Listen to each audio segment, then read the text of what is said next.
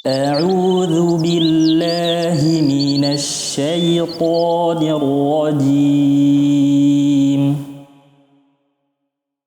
فإذا قضيتم مناسككم فاذكروا الله كذكركم آباءكم أو أشد ذكرًا. فمن الناس من يقول ربنا آتنا في الدنيا وما له في الآخرة من خلاق. ومنهم من يقول ربنا آتنا في الدنيا حسنة وفي الآخرة حسنة وقنا عذاب النار. أولئك لهم نصيب مما كسبوا والله سريع الحساب. Bismillah, Assalamualaikum warahmatullahi wabarakatuh. Alhamdulillah hamdan katsiran thayyiban mubarakan fi kama yuhibbu rabbuna wa yarda. Wassalatu wassalamu ala Rasulillah wa ala alihi washabihi ajmain. Amma ba'du. Alhamdulillah pemirsa Al-Furqan TV dimanapun Anda berada, hari ini di episode Jejak Alumni Al-Furqan kita berkesempatan untuk mengunjungi salah satu pondok yang mana diasuh oleh alumni Al-Furqan Al-Islami. Beliau alumni tahun 97. Pondok pesantren yang kita singgah ini adalah Tahfiz Diyaul Quran Sukoharjo, Solo, Jawa Tengah. Insyaallah kita dengan Al-Ustadz Abu Yahya Muhyiddin, Ustadz ya. Apa kabar Ustadz? Assalamualaikum. Alhamdulillah baik. Dan juga Pak Abdul Malik dari Divisi Dakwah Sosial Al-Furqan. Assalamualaikum Pak Malik. Alhamdulillah. Seperti biasanya pada program Jejak Alumni ini kita akan berbagi cerita pada Ustadz bagaimana dulu perjalanan beliau bisa mondok di Pondok Pesantren Al-Furqan, kesan-kesan beliau, dan juga kita akan berbagi motivasi beliau agar kita para penuntut ilmu tetap bersemangat dalam menuntut ilmu apapun ujian dan keadaannya. Mungkin di zaman beliau berbeda dengan zaman kita sekarang ini, namun pastinya kita harus tetap bersemangat dalam menuntut ilmu pastinya. Ya Ustadz ya. Ya Ustadz, boleh Ustadz berbagi sedikit cerita Ustadz dulu gimana perjalanan Ustadz bisa sampai mondok di Pondok Pesantren Al-Furqan Ustadz? Ya, tayyib. Alhamdulillah, salatu wassalamu ala Rasulillah wa ba'd. Ayyuhal musyahidun, ayyuhal ikhwah, bahwasanya alhamdulillah dengan izin Allah Subhanahu wa taala ya, mendapatkan hidayah pada tahun 1994 ya, melalui salah seorang ustadz yaitu Ustadz Abu Mus'ab ya, dipondokkan di Pondok Pesantren Al-Islami di Furqan. Alhamdulillah awal berangkat tidak ada pikiran mondoknya milihnya yang seperti apa, karena memang kami saya sendiri dari keluarga yang belum tahu agama. Sampai sana yang mendasari saya adalah kumpul dengan orang-orang saleh gitu. Jadi nggak ada target bisa ini dan bisa itu. Sampai pun ketika di sana tidak ingin ada pengumuman daurah bahasa Arab, tidak tertarik. Ya, tertarik. Yang penting saya kumpul, makan, bismillah. Kalau sudah alhamdulillah seperti itu. Tapi alhamdulillah dengan izin Allah, teman saya itu istilahnya ngompori, memberi semangat belajar bahasa Arab. Itu sangat urgent untuk memahami bahasa, untuk memahami ilmu agama itu, sehingga tertarik dan saya ikut. Ya alhamdulillah ikut di daurah pertama dan kemudian diulang pada waktu liburan, saya nggak pulang, belajar di sana. Alhamdulillah mendapatkan sesuatu yang belum didapatkan sebelumnya dan manfaatnya alhamdulillah sampai sekarang. Perjalanan saya mondok di sana Masya Allah mungkin sangat berbeda dengan sekarang pada umumnya. Pada tahun itu ya teman masak saya, karena tahun pertama itu masak sendiri. masak sendiri, ya minum, pokoknya semuanya masak sendiri, uangnya dikelola sendiri. Teman masak saya mendapatkan atau kasus dengan apa namanya pondok lain, ya, sehingga terjadilah yang dikatakan atau istilahnya perusakan makam. Kemudian datanglah orang-orang yang menginginkan pondok pesantren Al-Furqan itu padam. Tapi alhamdulillah dengan izin Allah Subhanahu wa taala, Allah tetap menjaganya dan sampai sekarang tetap eksis. Berangkat tahun kedua sudah mulai dimasakkan pondok, kemudian terus sampai tahun ketiga, dan tahun ketiga itu kita alhamdulillah ya milih untuk berpindah pondok, ya, untuk mendalami sesuatu yang saya rasa diperlukan untuk didalami, yaitu tahfidzul Quran di Madura. Berarti Sangat walaupun saya pindah pondok gitu, tapi kesan yang sangat baik dari orang tua kami, Ustaz Nur Rafiq, dan juga ustaz-ustaz yang lain, ya, yang sangat berpengaruh pada kepribadian kita, dan kita tularkan juga pada santri-santri kita apa yang menjadi wejangan-wejangan beliau, ya. Mudah-mudahan ini menjadi jariah beliau dan juga para pengurus yang ada di sana sampai sekarang. Insya Allah.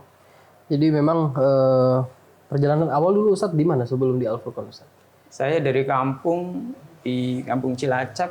Oh, Cilacap. Kemudian ada seorang dai dari Yayasan Al-Irsyad Cilacap masuk ke kampung saya, kemudian dipilih satu masjid itu dipilih yang kira-kira menjadi kader untuk di sana, dan dipilihlah saya dengan biaya gratis dari Yayasan Al-Irsyad Cilacap, beasiswa.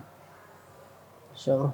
Menarik sekali Ustadz. Jadi perjalanan Ustadz dari Cilacap menuju Gresik itu kan lintas provinsi ya. Iya.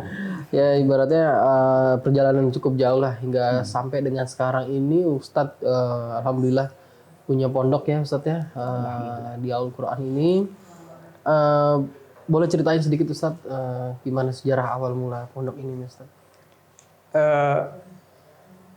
Awal kita mendirikan pondok pesantren itu sebetulnya tidak muluk-muluk ya, cuman keinginan bagaimana bisa mengajarkan apa yang saya pernah pelajari.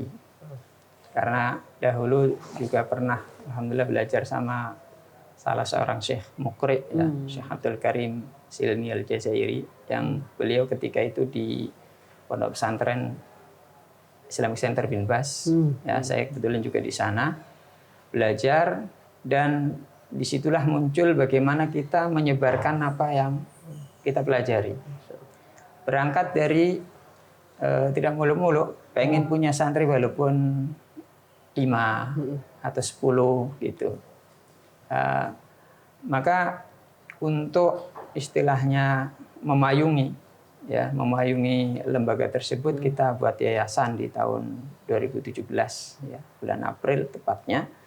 Kemudian Syawal setelah itu kita buka, ya walaupun sedikit, ada 5 santri. Kemudian bertambah sampai masih tahun itu ada 8 santri, ya, dengan tempat yang seadanya. Kita yang penting legalitas sudah ada dari yayasan. Kemudian kita ngontrak sebuah rumah, isinya yaitu 8 dengan 1 guru. Dan saya hanya memantau sore malam, kemudian menambahi sesuatu yang perlu ditambah seperti kajian-kajian akhlak, dan juga sama Ustaz Abdul Rahman Ahmad pengajian akidah dan yang lainnya. Kemudian tahun yang kedua masih di tempat yang sama, tambah 20 santri. Tapi karena tempat yang sangat terbatas, itu sangat uyil-uyilan, padat gitu. Ditambah lagi ada sekitar 10 santri kaderisasi calon guru. Karena kita mikir pondok kalau nggak ada kelangsungan guru akan putus di tengah jalan. Jadi kita buka juga kaderisasi guru tahfidz yang saya ampu sendiri di tempat yang terpisah.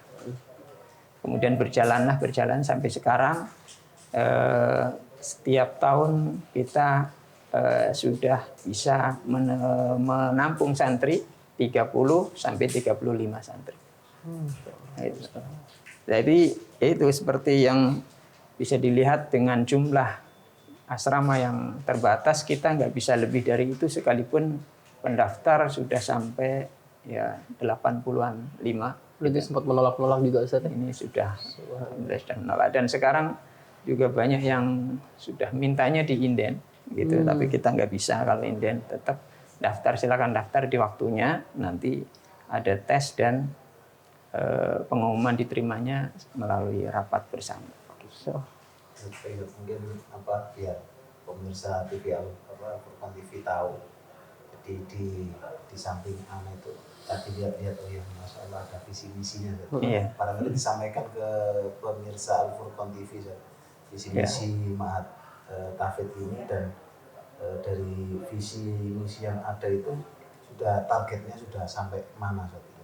Ya, alhamdulillah visi misi ini juga di di bawah asuhan para penasihat, diantaranya Syahidul Karim dan juga Ustadz Khalid Syamudi, ada juga Ustadz Abdul Rahim sebagai penasihat di sini, dan juga orang setempat membuat visi misi itu, dan alhamdulillah ya target kurikulum kita yang SMP itu sampai selesai 30 juz. Itu bisa dengan kualitas yang walaupun tidak menyamai tempatnya Syekh Abdul Karim, karena beliau sebagai guru kami, tetap kita mengacu ke sana. Beliau juga sebagai nasihat, dan selalu ketika ketemu nanya bagaimana keadaannya, kualitasnya bagaimana. Tetap di bawahnya, tapi kita alhamdulillah sampai kelas 3 selesai. Bahkan biasanya kadang di semester 1 sudah selesai ya, dengan metode yang tidak hanya nambah, ada murojaah, ada ujian gitu. Ada istilahnya, ada murojaah pekanan, ada murojaah bulanan, ada ujian tiap semesternya gitu. Yang ujian itu semua yang dihafal diujikan. Berbeda dengan mungkin lembaga tertentu yang hanya mengejar jumlah, yang diujikan hanya yang dicapai di bulan itu atau tahun itu. Kelas 1 itu kita buat target 8 juz ya.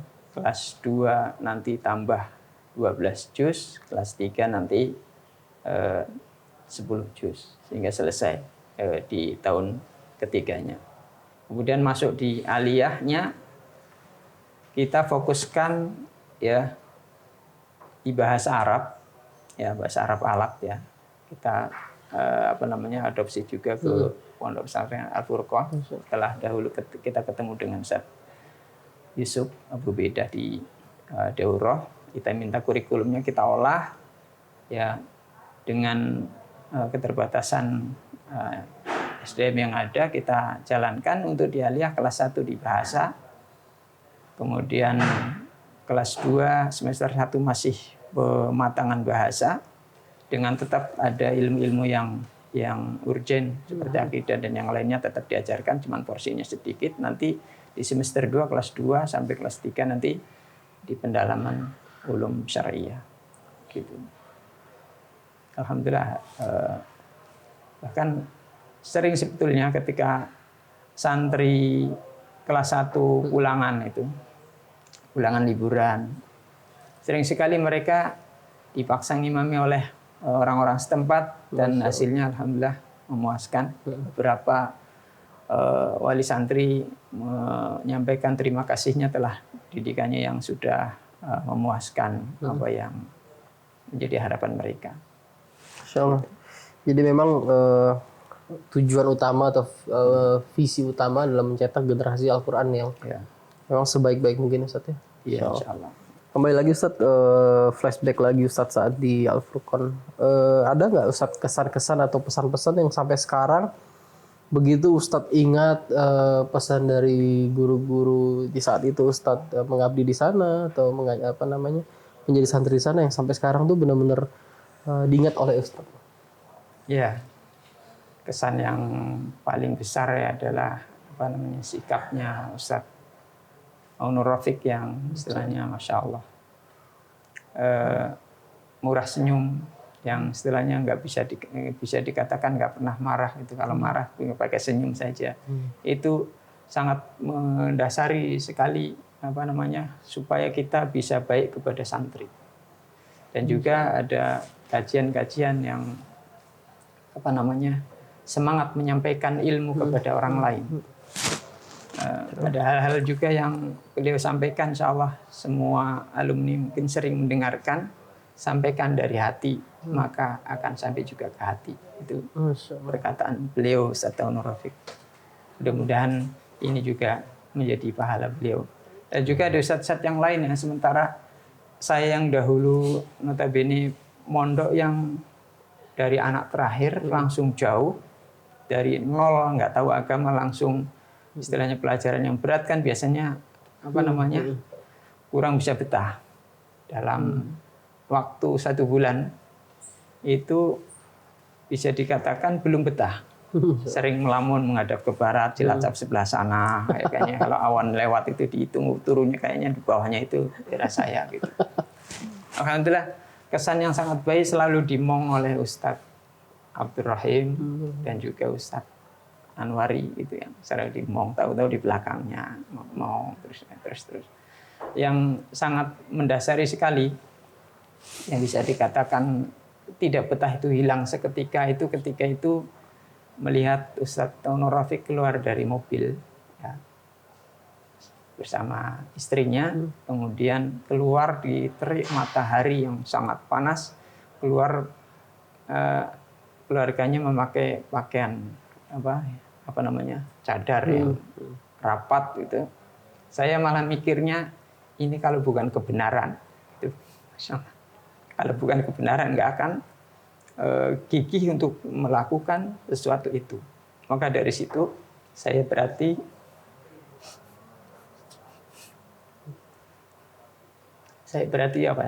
telah memilih tempat yang tepat. Maka dari situ saya terus belajar dan sampai sekarang saya tetap berterima kasih kepada beliau dan kepada semua pengurus, dan saya berusaha tularkan kepada santri apa yang didapatkan di sana. Mungkin pastinya Ustadz ya, zaman Ustadz pastinya berbeda dengan zaman sekarang Ustadz. Pastinya zaman dulu Ustadz belajar tuh pasti ujiannya adalah keterbatasan fasilitas ya pasti Ustadz. Dan sekarang ini ujiannya justru fasilitas itu alhamdulillah memadai. Untuk itu mungkin Ustadz bisa ngasih kita motivasi para santri yang mana walaupun fasilitasnya alhamdulillah diperbaiki oleh Al-Furqan, namun tetap bisa bersemangat untuk belajar Ustadz. Bisa kasih Ustadz semangat kita untuk tetap menjadi santri yang bersemangat lah untuk menuntut ilmu Ustadz. Ya. Jadi motivasi kita adalah apa yang dikatakan, yang difirmankan Allah Subhanahu wa taala, wa balawnahum bil hasanati was sayyi'at. Kami akan uji dengan sesuatu yang baik dan juga yang tidak diinginkan, yang tidak baik. Maka ujian itu semuanya adalah ujian, keterbatasan itu juga ujian, dan kelebihan yang dikatakan dipandang oleh umumnya orang itu kelebihan, itu juga ujian. Maka jadikanlah itu sesuatu yang tidak memalingkan dari tujuan kita belajar, karena jelas yang kita pelajari adalah kebajikan. Apapun sekalipun enak maupun tidak enak, itu adalah jembatan untuk menuju keberhasilan. Mungkin ini awal masuk ma'had tadi ya. Di sisi kanan masuk itu ada prasasti yang masya Allah luar biasa ya. Jadi ada camatnya di situ yang tanda tangan, ada kapolseknya, ada jajaran pengurus penting lah di daerah sini. Barangkali bisa diceritakan satu hubungan ma'had yang pusat asuh dengan masyarakat dan lingkungan sekitar, terutama sesepuh-sesepuh yang di desa sini itu kondisi jemaat seperti apa gitu. Iya. Banyak kan, apalagi saya melihat tadi, masya Allah ini perjalanan masuknya aja Iya, kayak hutan. Subhanallah ya. Dan Tengah jatuh. masuk tadi jarang sekali rumah-rumah yang ketika pas jalannya tadi satu dua, wah ini kayaknya harus berjuang yang luar biasa ini di pelosok, mungkin pondok-pondok yang lain di pinggir-pinggir kota saja. Ya. Butuh tantangan juga kayaknya. Barangkali bisa diceritakan sedikit saja. Ya, kita berjuang membuka pondok pesantren ini tidak hanya melulu kita berjalan dengan ustadz-ustadz saja gitu ya. Tapi dengan masyarakat juga kita ada mengadakan pendekatan. Dan hal ini itu Ustadz Abdurrahman Ahmad sebagai sesepuh di daerah sini dan juga daerah yang lain, tapi lebih khusus di daerah sini hampir semua mungkin kenal dengan beliau karena beliau sering isi kadang di Kodim, kadang di Polres gitu. Terus di kampung-kampung jadi dai yang lumayan terkenal, sehingga kita merangkul mereka. Ya, sebelum membangun di sini pun, ya, itu kita mengadakan sosialisasi dengan masyarakat sehingga mereka tidak ada penentangan. Alhamdulillah untuk yang satu RT dengan sini itu mendukung, bisa dikatakan 100%-nya. Tuntutannya tidak banyak. Hanya mereka minta dibuatkan gapura, tidak nuntut ini dan itu gitu.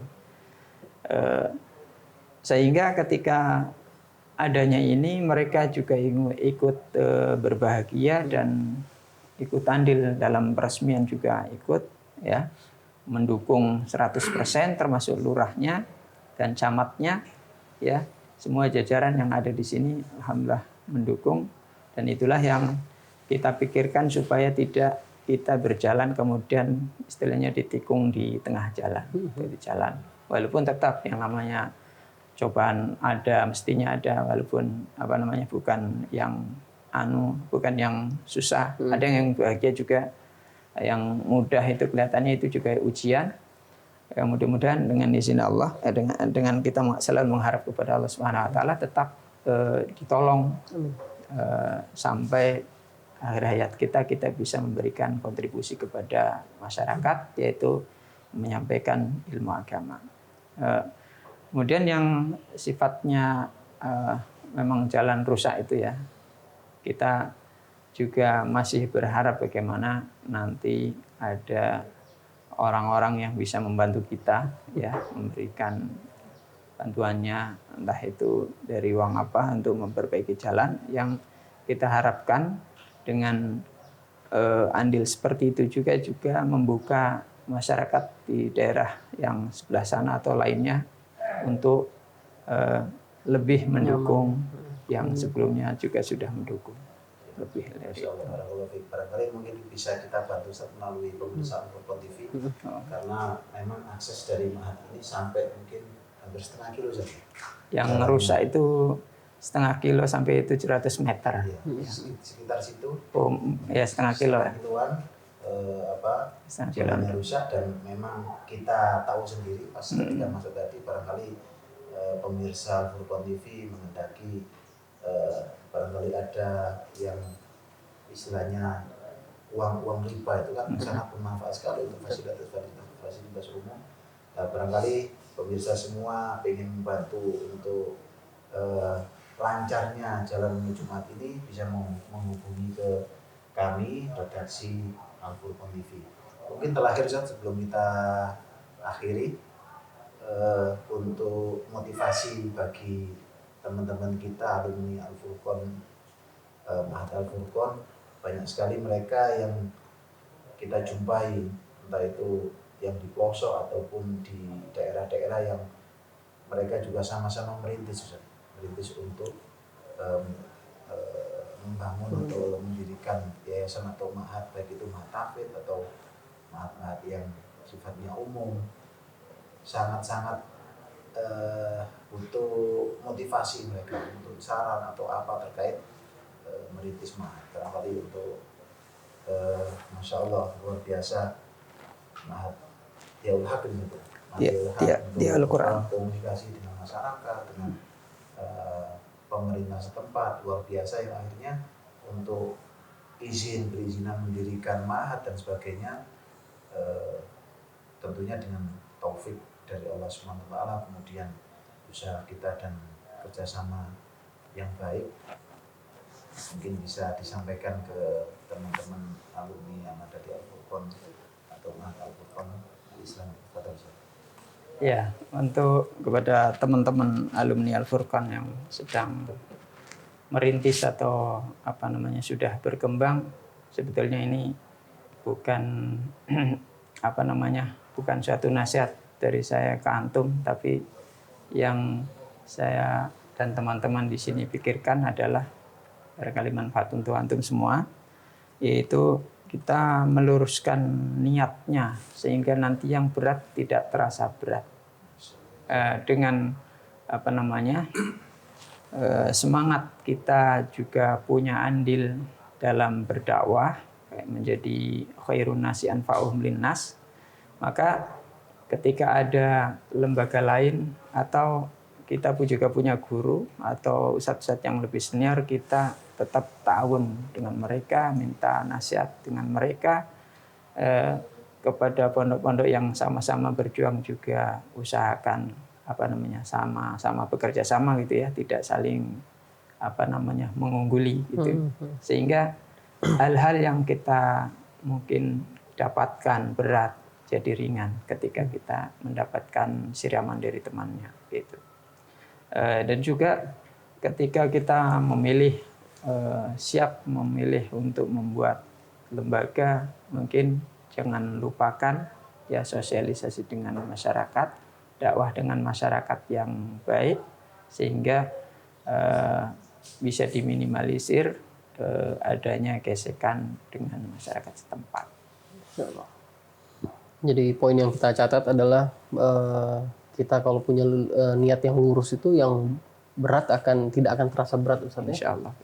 Masya Allah, Ustaz, kita berucap kembali jazakumullah khair, Ustaz, telah diterima di sini, telah disambut, dan juga cerita dan motivasi Ustaz itu sangat-sangat berguna sekali bagi kita semua, Ustaz. Semoga di lain waktu kita bisa ketemu, Ustaz ya. Pemirsa Al-Furqan TV, sekian liputan kami. Kita tutup. Sallallahu alaihi Nabi Muhammad. Assalamualaikum warahmatullahi wabarakatuh. Illa ma syaa Allah. Innahu ya'lamul jahra wa ma yakhfa. Wa nuyassiruka lil yusra. فذكر إن نفعت الذكرى سيذكر من يخشى ويتجنبها الأشقى